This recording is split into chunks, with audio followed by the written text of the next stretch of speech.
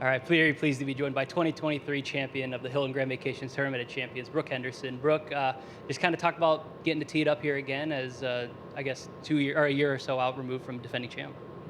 Yes, I always look forward to this event every year. It's always very exciting to be back, to see all the celebrities, see this beautiful golf course like Nona. And, I feel like my game has been trending in the right direction for a while, coming off the 2024 season.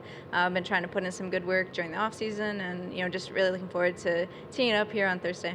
What was some of that work maybe you put in this off season, and what else did you do? We saw you all you dropped the puck at the Senators game. Just kind of take us through that too.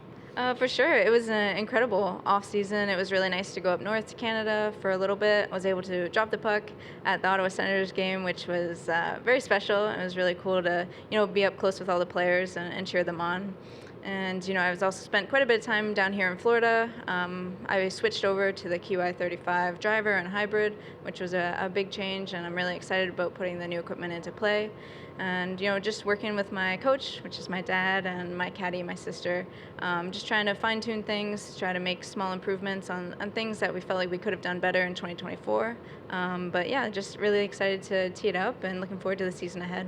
And just last one before I open it up, obviously international crown year. Normally that wouldn't mean much to you, but this year with the introduction of the world team, how excited are you to get a potential opportunity to go tee it up with the rest of the girls in Korea? Absolutely. For a really long time now, I've just sat and watched that event on TV. I've always wanted to be a part of it, and so it's really exciting to have an opportunity to have the world team, and I really hope that I can be a part of that team come this fall. Brooke, you've had such an incredible run of under par scores at this tournament. What is it about Lake Nona that seems to fit you so well? I think this event is just very exciting. There's lots of good vibes, great energy. Lake Nona is a beautiful golf course. It can be very challenging, but I feel like over the years we've kind of figured it out a little bit. Made lots of great notes in our yardage books and, kind of know where the good spots are to hit it and places you really want to avoid. So I think a little bit strategy and also just the great energy and excitement of being in this event, playing alongside the celebrities and starting off the new year. Also, this being the LPGA 75th anniversary, what does that mean to you? And are you much of a historian in terms of looking back at what this tour did before you had the chance to get on the tour?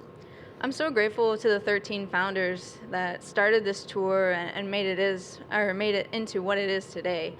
Just the courage and the strength that the founders showed 75 years ago, which is a long time ago. And, I think it's just a great way to celebrate it. The tour is just continuing to grow and to be elevated, and I think it's a really exciting time to be a part of women's sports, and particularly the LPGA Tour. And I think the founders would be very proud of where we are today. The Founders Cup has been going on for a number of years. I'm sure you've had a chance to have conversations with some of those founders. Any one or two conversations stick out in particular?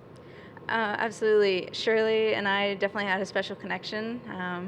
And she was always very kind to me and would pull me aside. And back in 2016, one of the first years that I met her, I was just out on the range hitting my 48-inch driver, which was very long, and all of a sudden she was in her 90s and just came over and started swinging it, and her swing looked amazing still. So, just to have that connection with her, I think was really cool. Unfortunately, she's not here with us anymore, but I really enjoyed chatting with her and seeing her when I could.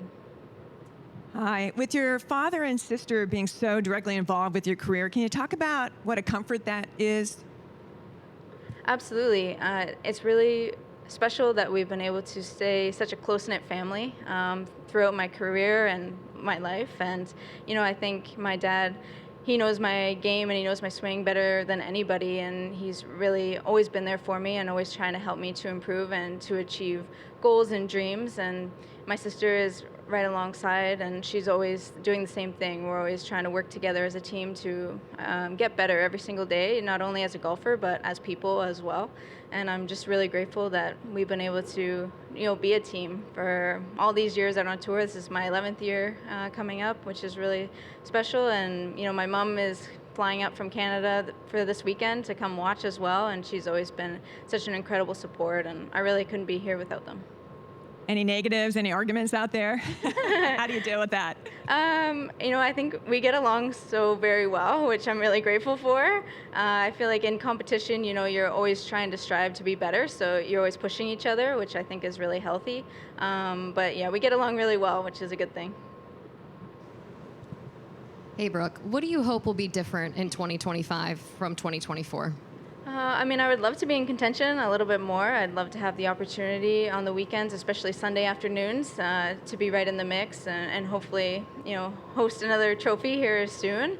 It's been a little while since this event in 2023, and I'm definitely feeling it a little bit. But I think every time out, I'm just trying to get a little bit better. I think the main thing for me is trying to get off to a little bit quicker starts Thursday, Friday to allow myself a better opportunity to be in those final groups on the weekends. And I think that's, the main goal is, be in those final groups, lower the scoring average a little bit, and then see if the wins will come. How do you do that? It's a good question. We've been trying to figure that out. But I think, just kind of looking at some of the things that we weren't super happy with last year, just trying to make small improvements in those areas. For me, when the putter's rolling well, I'm usually right in the mix. So that's definitely been a focus point throughout my entire career, and just trying to fine tune, trying to get better. Even I'm not wearing glasses anymore, and that has seemed to really help as well. The glasses always seem to be in the way a little bit, like looking down the line, and even on long shots, I could always see the frame a little bit, which was a little bit annoying. And I think it might have even changed my swing a little bit, unfortunately, but now with them off, I feel much more free, and I feel like it'll, maybe not right away, but I think over time it'll definitely be better than wearing glasses. Will this be your first time again playing without the glasses? It will be since August 2023. What has that adjustment been like for you, and why did you make that decision now to take them off? It's been great. Like I said, I feel a lot more free. I feel like I can see everything a little bit better. I think in terms of putting and chipping, just being able to look down the line and not having to turn my head at a different angle, I think will be really helpful. I had surgery in September to allow me to be able to wear contacts. So it's really exciting that everything went very, very well, very successful. And I'm just really looking forward to the season ahead, and hopefully the glasses will stay off for a long time.